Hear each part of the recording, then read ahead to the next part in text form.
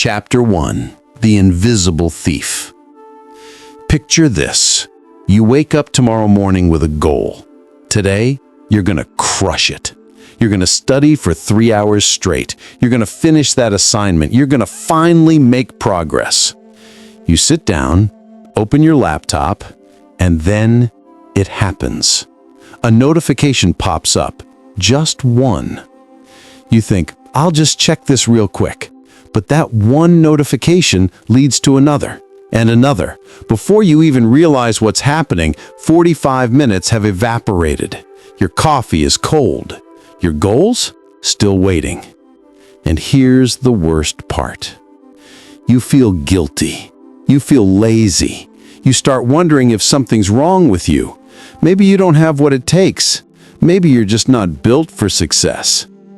But what if I told you that's not true? What if the problem isn't you at all? See, there is an invisible thief in your life. It's stealing your time, your potential, your future, and you've been inviting it in every single day without even knowing it. This thief has a name: distraction. But here's what nobody tells you. Your ancestors actually needed this thief to survive. When you're hunting in the wild, when predators are everywhere, your brain scanning constantly for danger keeps you alive. That fragmented attention saved lives. But today, that same survival mechanism is destroying you from the inside. Researchers at the University of California discovered something shocking.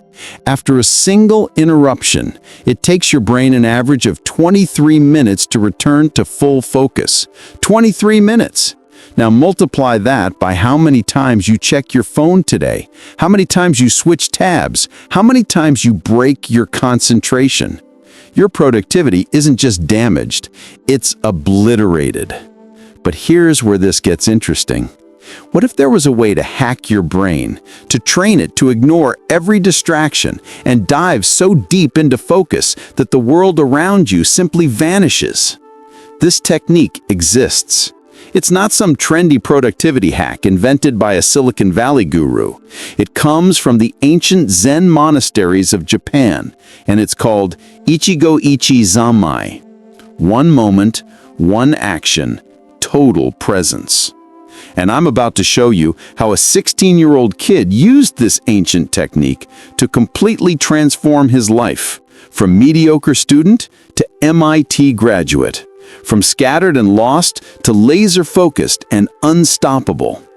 But before we dive into his story, I need to know something. What's stealing your attention right now? Your phone? Social media?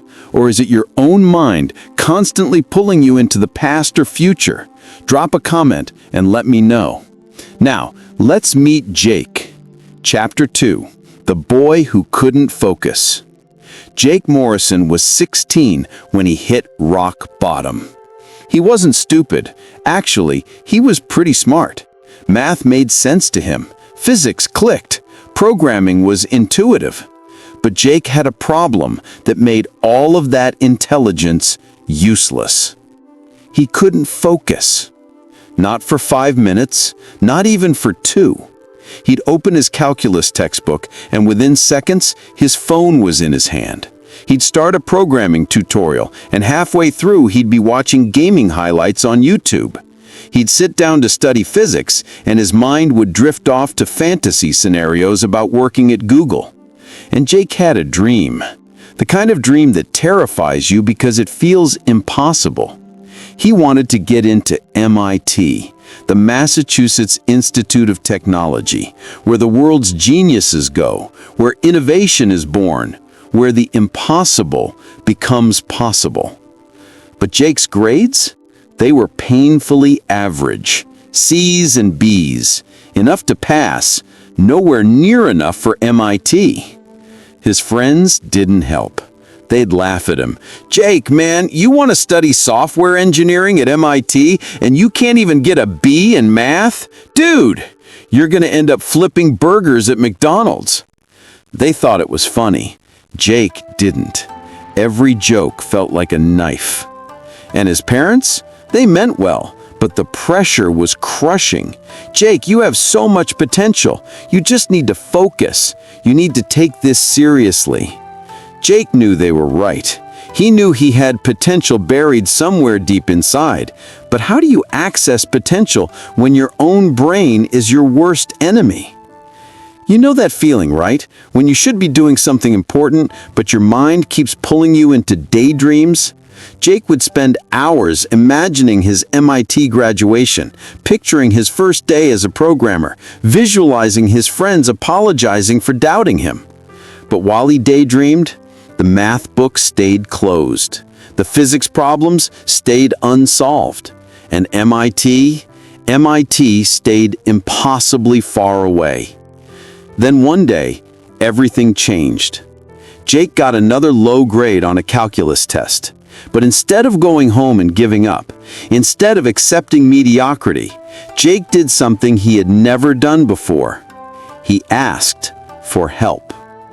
The next morning, Jake knocked on the door of the teacher's lounge. Inside was Mr. Tanaka, the school's math teacher, a Japanese man in his 50s with an unusual presence. While other teachers yelled to control their classrooms, Mr. Tanaka just looked at students, and silence followed. "Mr. Tanaka, can I talk to you?"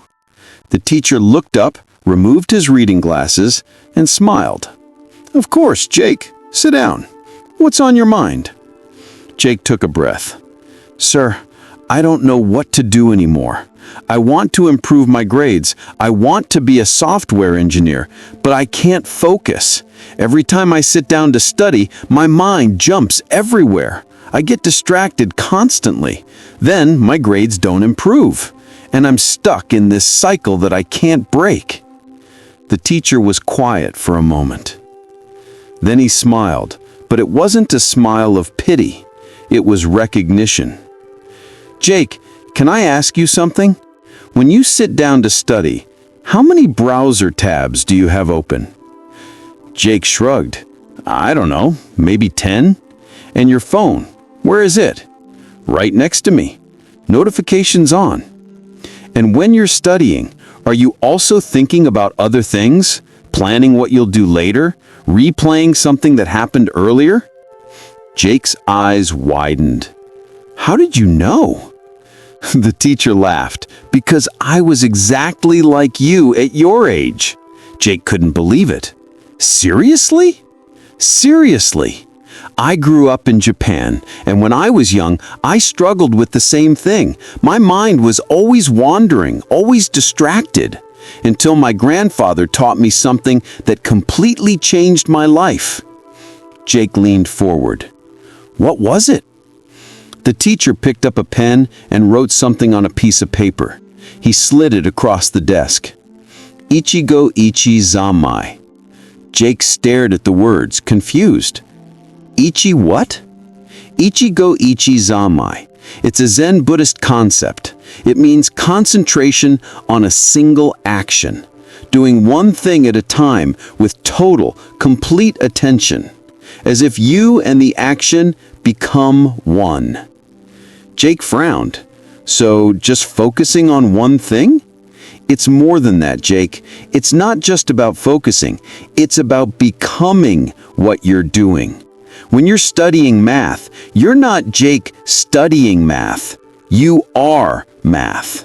There's no separation, no observer. You completely immerse yourself." Jake still looked confused, so Mr. Tanaka tried a different approach. "Have you ever started playing a video game and then suddenly realized 3 hours passed?" "All the time." "That's a flow state. You were so immersed you lost track of time." Ichigyo-Zammai is learning to intentionally enter that state in any activity, not just things you enjoy. A chill ran down Jake's spine. That made sense. But does it actually work? Like scientifically? Mr. Tanaka opened a drawer and pulled out several printed articles. Today, neuroscience calls this mindfulness or flow state. There are dozens of studies showing that when you practice focused attention, you literally change the structure of your brain. You increase the density of your prefrontal cortex, which controls attention and impulse control. Your brain literally restructures itself. He handed the papers to Jake. Take these home, study them, apply what they teach, and then come back and tell me what happens. Jake's hands trembled as he took the articles. He couldn't explain it, but something inside told him this was going to change everything. Thank you, Mr. Tanaka. Really, thank you. The teacher placed his hand on Jake's shoulder. Jake, you have what it takes. You just need to learn how to direct your attention. And when you master that, nothing will stop you. Chapter 4. The Night That Changed Everything. That night,